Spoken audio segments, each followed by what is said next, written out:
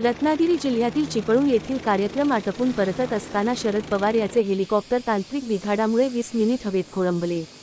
2-3 वेळा लँडिंग आणि टेकऑफच्या प्रयत्नामुळे प्रशासनाची मात्र चांगलीच धावपळ उडाली. या हेलिकॉप्टरमध्ये शरद पवार याच्या समवेत प्रदेश अध्यक्ष जयंत पाटील, स्वतः प्रशांत पवार व त्यांचे नातेवाईक इत्यादी प्रवास करत होते. दरम्यान क्षमतेपेक्षा जास्त वजन झाल्यामुळे या हेलिकॉप्टरचे टेक ऑफ होत नसल्याचे पायलटच्या लक्षात आले.